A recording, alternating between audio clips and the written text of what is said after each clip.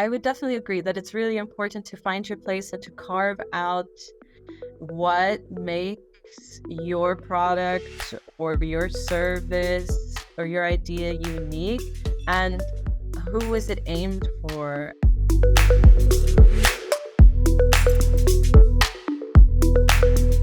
Katie, hello, welcome to the roadmap. Hi, San. Thank you. Nice to be here. How's it going? How's Iceland doing?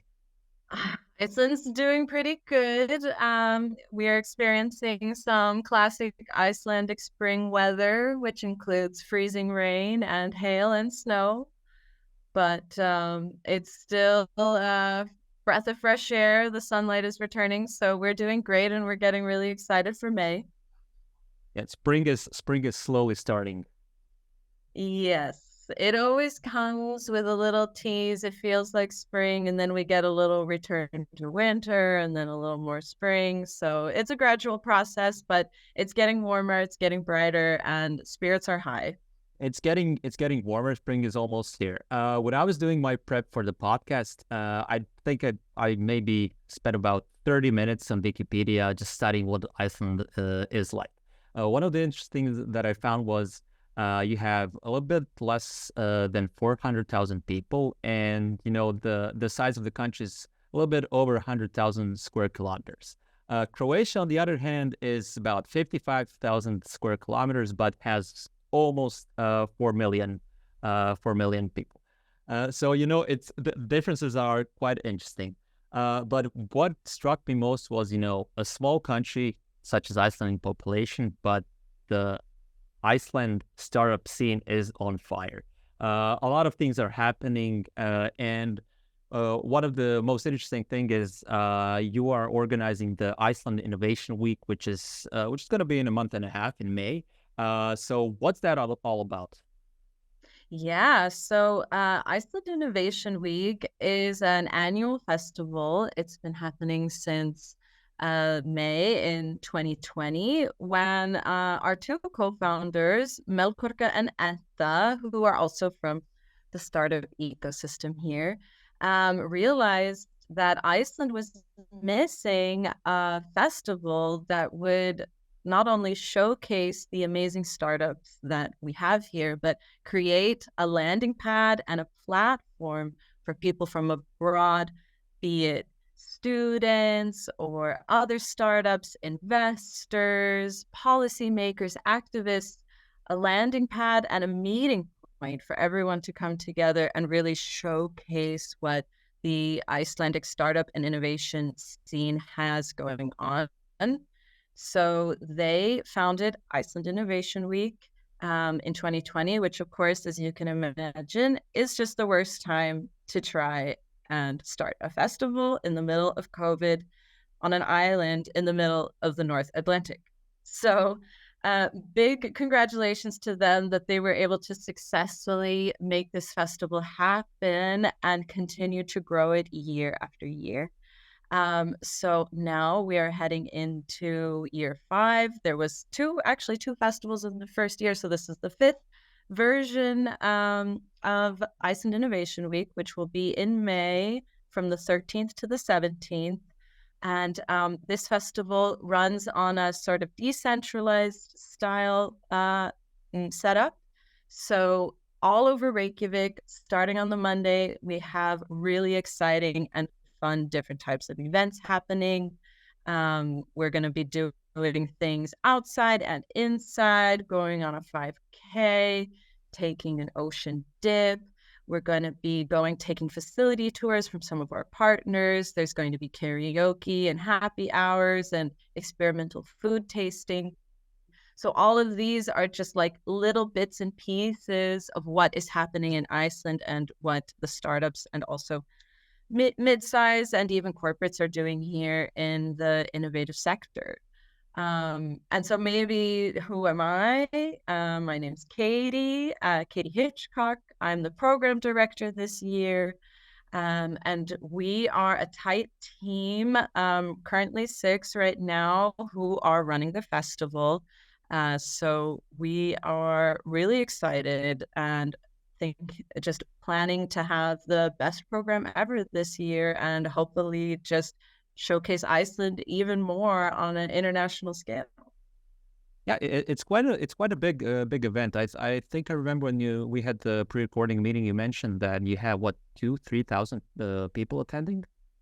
Yeah, so for the whole week, like I said, because we have basically side venues that run all over Reykjavik, and those are open to everyone. We figured based off of the different numbers of people who would come to the different events that all in all, we had about 3,000 attendees. But then for the actual program, which is curated by us, the team, this is taking place on Wednesday and Thursday, the 15th and 16th. We sell a festival pass for this. And that last year we sold just over 1,000 tickets, which we are really excited about. That's a really great number. And what it is that we do is we host a takeover day. So this year we are going to be taking over an old fish factory in downtown Reykjavik. It's a big warehouse space that we're going to completely clear out and absolutely transform into our own innovation hub. We will have 2 stages with a curated stage program. Definitely check out our website to see the speakers that we've announced and more to come. So full day of really exciting fireside chats and panels and keynote speakers. And then we will also have booths showcasing, what the different startups are doing. And we have AI-powered matchmaking tools. So we encourage everyone who gets their ticket, they can sign up for this matchmaking, and it really will help you based off of your interest and what sector you're in and what your role is in organization, help you find other people that, maybe you are looking for a co-founder and you have this idea and you want to see if somebody's willing to go in on a venture together, or maybe you're looking for new employees and you have this very specific niche sort of person that you need to find, or maybe you're looking for funding, or you're an investor looking for a new venture to take on. So we have that, and that is all happening in our main takeover space. Then we do something really special at Iceland Innovation Week because we are really passionate and focused on climate change and climate activism and action. Yeah, we have a very special climate-focused program on the Thursday, and it's called OK Bye. And OK Bye is actually referencing oak, which is a glacier in the Icelandic highlands, which unfortunately melted to such a degree that it's no longer considered a glacier. So this is just the first of many examples of how climate change is impacting us all. And so the program is called OK Bye. And we are this year focusing on the issue of waste, and how waste is impacting climate change and what are the areas that we can do to improve it. So circular economy and upcycling and net zero and, carbon zero. Last year, we dove deep underwater and we focused on the oceans and how climate change is affecting the oceans and different areas that we can be innovating there to create solutions and have positive climate impact. So this year, we're really excited to dive into a trashy experience, and we do it a little different. So not only are we bringing, just leaders in the industry of zero waste and circular economy, but we're also going to have musicians and artists and all sorts of beautiful set designed and soundscapes weaving in. So we don't call it a conference, we actually call it a climate theater. And this is a really special performance to behold, and it's educational and it's inspiring. We want everyone to know that yes, the situation is extreme, but here's what we can do about it. Let us put our energy into these climate solutions and really highlight the best of what's happening in the world. So that's a big part of our program as well. We have tech, fintech, software companies, health tech, blue tech, ocean tech, and then of course this emphasis on the climate. Uh, you have, what are the speakers that you have at your conference? They come from different areas, or I mean, do you try to focus on something specific? Probably not, but who are the guest speakers? Sure. So yeah, we curate, like I said, quite a few different panels and fireside chats and invite speakers to come on a broad range of topics. So we focus on tech, be it software, financial tech, blue tech. We also have gaming. There's a huge gaming culture here in Iceland, so online gaming and esports. We're going to be having speakers talk about AI. So we have someone coming from Microsoft who was one of the developers of ChatGPT. They're going to talk about generative AI. We're also looking at AI in gaming now, and with multiplayer games and these sort of immersive augmented reality experiences, how is AI taking a role there in gaming development? But we actually are also having a focus this year on diversity, and mental health. So we have some female founders coming in with some really exciting sex tech, and look at diversity and inclusion, speakers from Norway, and the United States. Yeah, let's see what else. We also have a topic to speak about funding. So, of course, we really are focusing on green investments and, climate adaptation. How can we, have VC founders come and speak on that, and where is the market going when it comes to talking about green investments and actually finding climate solutions and investing in them. And yeah, what else? Who else do we have? It's constantly changing by the day. Of course, we're having policymakers. So we will have the Minister of Higher Education and Innovation here from Iceland. And also we will have the Minister of Education and Innovation from Estonia. So along with others. So, we want to have policymakers talking about, okay, what can we do, especially in terms of waste, since that's our climate focus this year. What are the policies that, Europe and others can take? How can the public sector, really drive and push and resourcefulness and reducing waste streams or capitalizing on waste streams, since that's one of our focuses as well. So it's really broad: tech and AI, diversity, gaming, waste, and investments. It's all over the map. Yeah, so it's quite an event, from what you said, and you're covering quite a wide array of startup companies, quite a spectrum, I can say. So today we're gonna focus a little bit more on the software scene on Iceland, software startup companies, and I'm sure you have a lot of people who are attending your event. I'm not gonna call it conference, as you said, Festival. festival. That's right. It deserves a better name as it is something like that. What's the Iceland startup scene like? What's currently happening right now? I know when I was doing my prep, the startup scene actually started to get traction after the financial crisis of 2008, when everything started recovering, and that's when things started to get fired up. Absolutely, yeah. And I think, also just taking even one step back, there is a lot about Iceland Iceland itself and living here that makes it really conducive for a strong startup scene.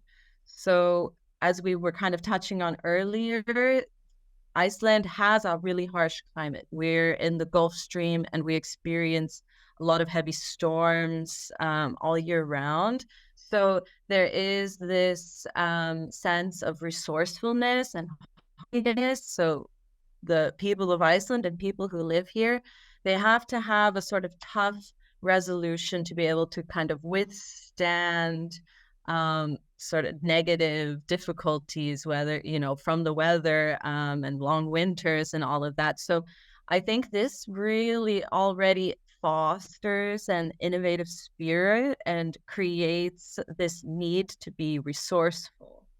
And so that, and as you mentioned, with the financial crisis in 2008, this also in many ways put Iceland on the map and kind of brought attention. So it is located basically in this midpoint between continental Europe and North America.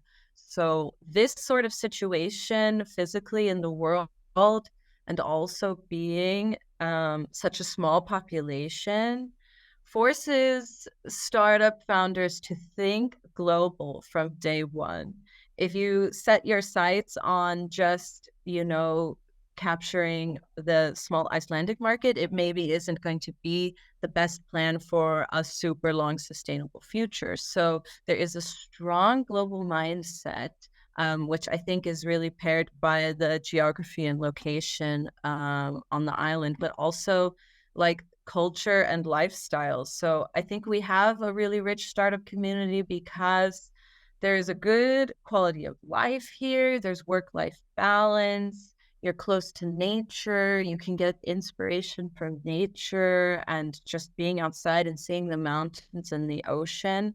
I think this really helps people because, as we know, being a startup founder and entrepreneur is quite a stressful and demanding thing. And, also it's paired by this culture. People in Iceland are extremely creative. If you ask pretty much anyone, they have some sort of creative hobby.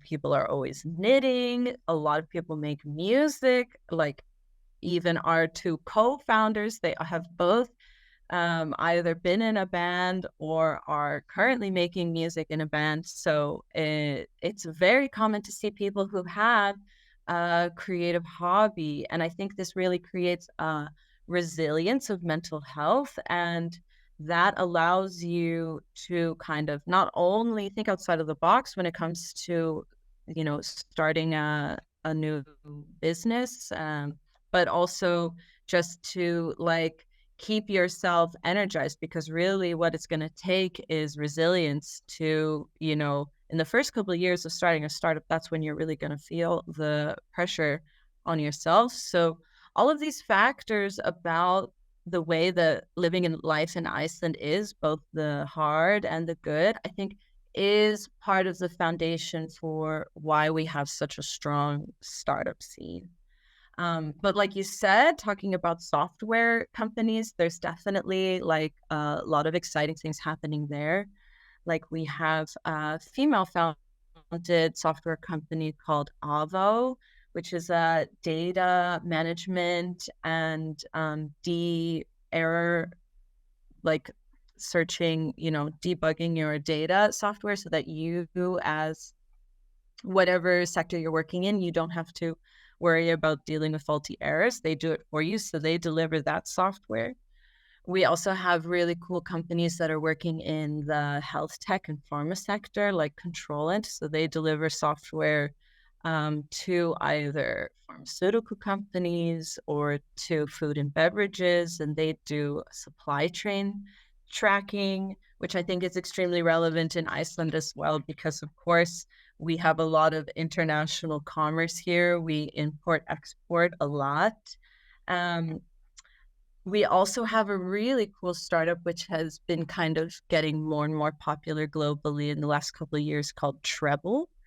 So this software company actually does acoustic simulations, and will you can provide a floor plan or room layout, and they through their software are able to basically create for you the best acoustic setup for how you want your sound or where you should place people in the room, and so that the acoustics of the space are, the best that they can be. Because a lot of times when you're in an office space or any other type of place with a lot of people, the way the sound travels can really make it a nice place to be or a terrible place to be.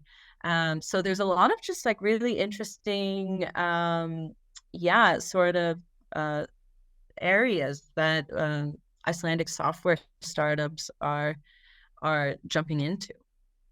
Yeah, and a lot of them, I can presume, come to your festival, as we said, Mhm. and try to, might say, find their way because they have many problems, when they're trying to start a company, funding, how to organize everything, marketing and everything else. So, from what the people you've met, when you were organizing the festival, what are the common challenges that they face? The software startup companies. Yeah, I think when you're starting from the pre-seed and the kind of idea stage, it really is a question about patience and having the energy to continually keep this idea alive and allow it to become a tangible thing. So for those early stage startups, it's you realize from talking to these people that it has to be sustainable from the beginning. Because if you are overexerting your energy and trying to keep something alive and make it viable, and you burn yourself out, then there goes all the time and effort invested. So there is definitely an awareness about being sustainable, both on a personal and human level, but also in an environmental way, right? Like being mindful of resources financially, but also physically. These are really key factors to making sure that you make it past the idea stage and into the actual, okay, launch, going live, and getting customer stage. And then that is where you really need to find the support, right? So having a network and building a community, either with other small startups together, but also, with finding investors and getting investments and getting the knowledge and resources, that are available to you. Like in Iceland, there are some incentives for startups from the government. There is a tax-free discount for R&D expenses, which we know for startups is like a huge portion of the expenses. So that is available. So, knowing that that's out there for you, knowing how to apply for it and making sure that you're doing it correctly, that comes from having a network of, you know, other people who have gone through it before and can share that with you. And then, having a community, not feeling like you are just the only small fish in a big pond, but that you have others with you. Strength in numbers really helps for the resilience and, keeping a positive attitude and good mental health as a founder. These are all really important things. And then, of course, it is knowing the people in the industry who can help you and maybe introduce you to investors and, get your foot in the door. This is always better when you have a personal introduction and, someone who's able to vouch for you. So, especially in Iceland, but I still feel like it's really relevant everywhere today, that when you meet face to face, when you have an actual personal physical connection, you feel already so much more like you understand so much more about people, and you know their passion and their energy and their drive. and that can be carried forward into making the introduction and whatnot. So again, this is like a really special and important part about Iceland Innovation Week. We are a gathering place physically, bringing people from all over the world to Iceland and getting them in the same room together. Yeah, one of the things that caught my attention, you mentioned funding as one of the challenges. Uh, one would think that as Iceland is such a small country that there's not enough funding, but you have to look, let's say, outwards, over the country borders. So you mentioned also before we started recording that a lot of companies managed to somehow find the funding for their projects outside Iceland. Yeah. So it was really exciting to find out that in 2022, this was a record-breaking year for funding in Iceland, with over nearly 400 million US dollars being invested into the startup ecosystem. And a majority of those were coming from foreign VC funds. So um, even in Iceland Innovation Week now, we are catering to that and offering a special Day Zero Investor Day, which is invite only for investors, bringing in VCs from abroad and giving them a special connection and tour and showcasing um, the startup ecosystem and connecting them to local VCs, to really strengthen the financial support. Because, of course, Iceland, there is funding from private and public Icelandic areas, but it's even better supported internationally. And it also just goes to show this global mindset that we have here.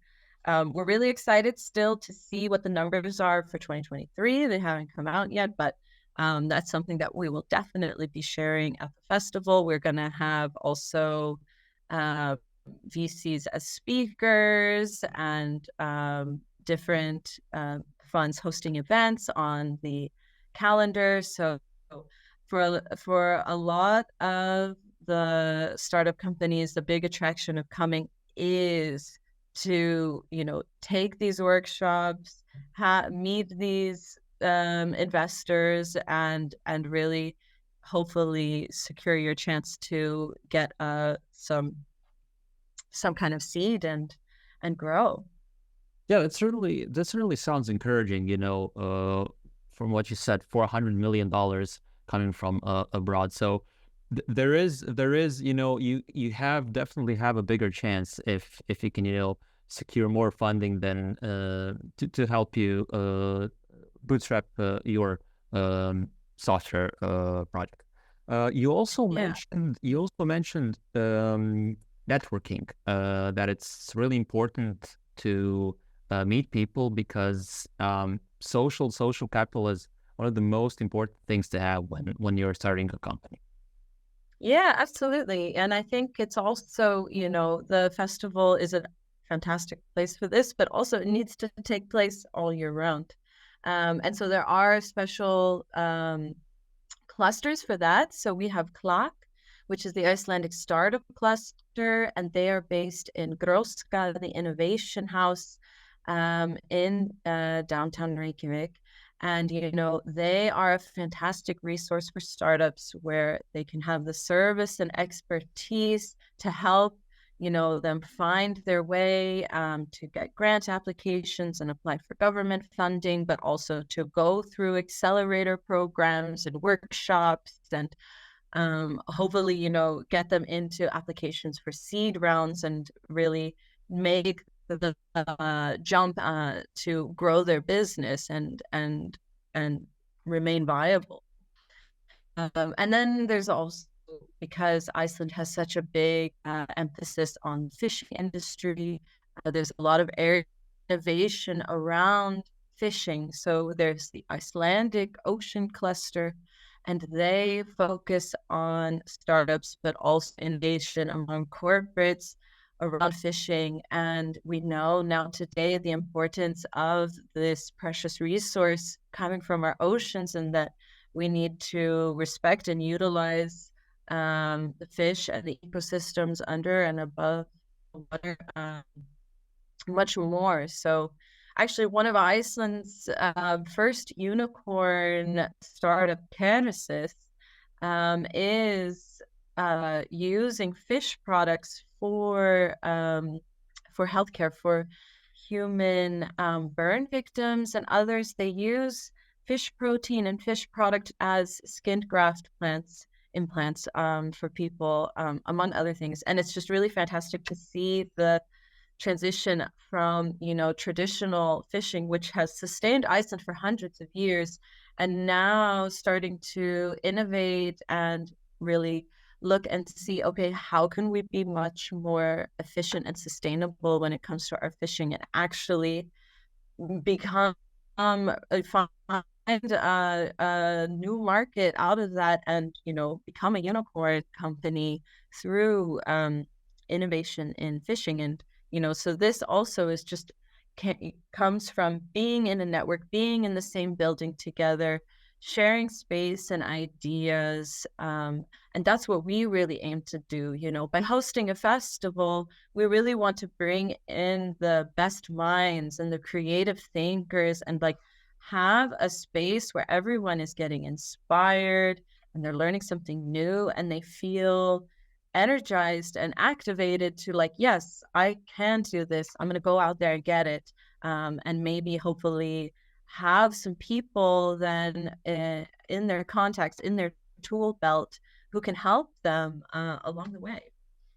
Are you hoping that you're gonna find maybe this year or maybe next year a unicorn company that that's just starting, and in a couple of years it might become something big? Absolutely, 100%. And like this could be happening as we speak. So definitely keep your eyes peeled and ears open for yeah, who's coming out of Iceland Innovation Week this year. Uh, from what you said, I could presume that you've met a lot of startup founders that have successful companies. What would be some of the common traits, that you've noticed that they have? Why are those companies successful? Yeah, that's a really good question. And I mean, as you said, I meet a lot of them always kind of in the context of a festival. So I would say the thing that I find a common trait amongst all of them is this sort of ability to be engaging and speak and be comfortable and personable. Of course, there's so much more to it than that, and they all are very well, have a super strong knowledge base and background in their sector. And I think that, of course, having this core block of experience and expertise is super important. But if you can't talk about it, if you can't communicate it to someone else, then it's going to be extremely difficult to build this idea as a company. So I feel like one extremely common trait that I experience from successful founders is their ability to talk and make you excited about what they're talking about and engaged and interested. I think that this is a really important trait, personally, to have sort of the people skills to convey your passion and your mission. One of the things that we on the roadmap discuss often is finding your niche. Is that something that you see that startup founders have a problem with? That they have a great idea, but it's actually there's no market for it, or they have difficulties finding their place. Yeah, I would say it's definitely one of the trickier aspects, right? I would definitely agree that it's really important to find your place and to carve out what makes your product or your service or your idea unique, and who is it aimed for. And I think that also just kind of has to do with being active in a community and having sort of a multifaceted lifestyle, so that you're not tunnel visioned and sort of with blinders on for this one specific sort of niche idea or market, but I think by sort of being open and curious and involved in different activities and like parts of different communities, then you come to find, okay, so there is maybe an overlapping need. Something that's happening in the dodgeball family community is something that's also needed in the software market. Like you can start to hear like, you know what, this is where my idea fits in. So it's, of course, I think something that everyone struggles with. And yeah, I think that just being sort of diverse in your interest and experiences yourself is a major asset in sort of uncovering where you and your idea and your product fits in. And it's always a continuous process, because you mentioned, you mustn't be tunnel visioned. You always have to, always have to, watch out, where can you develop more? Where can you get better? How can your product be better? And how can, ultimately your company be more successful? Yeah. And let's be honest about that. A big part of it is marketing. Like, and so being just aware of like, what is successful marketing? What are people talking about? What do people like? What do they laugh about? What gets their attention? That is going to be a huge piece of the puzzle. Yes, because a lot of that's mentioned quite often. A lot of startup founders, think, okay, I've developed my product and that's it. It's gonna sell it's by itself. But that's not the reality. You really have to work on your marketing strategy and sales strategy to have a really successful product. Absolutely, absolutely. So never underestimate the power of the branding and having, a nice website and having a good marketing plan, because it could make or break your business. Couldn't agree more. Katie, what would be your closing thoughts regarding everything that we talked about today? Yeah, to put it all together, I would just say how unique and interesting the Icelandic startup ecosystem is. We are kind of one of a kind in the world, growing and global space that is innovating in a lot of different sectors. Financial tech and blue tech and gaming, and investing. So I am super proud and excited to see how this will all come together for Iceland Innovation Week 2024. It's going to be a super exciting program happening all over Reykjavik with many different fun, tasty, quirky events. And we're just really excited to bring the international community to meet the local community and really create an amazing landing pad and networking hub for people to get together, get inspired, and hopefully leave with renewed energy and excitement to, start something new or take their ideas further. Yeah, it's going to be a real special year this year. Yeah, from what you said, it certainly sounds that, everything's on fire. Everything's going up, and the scene is, for such a small country, the startup scene is actually quite big, and in probably in the coming years, it's going to be bigger and bigger. More people are going to come, more people are going to be are going to be involved. Katie, Yeah. thank you very much for being the guest on the roadmap, and I hope I'll talk to you on another episode. Thank you so much. It's been so great talking to you. All right. Thank you. Bye. Thanks. Bye.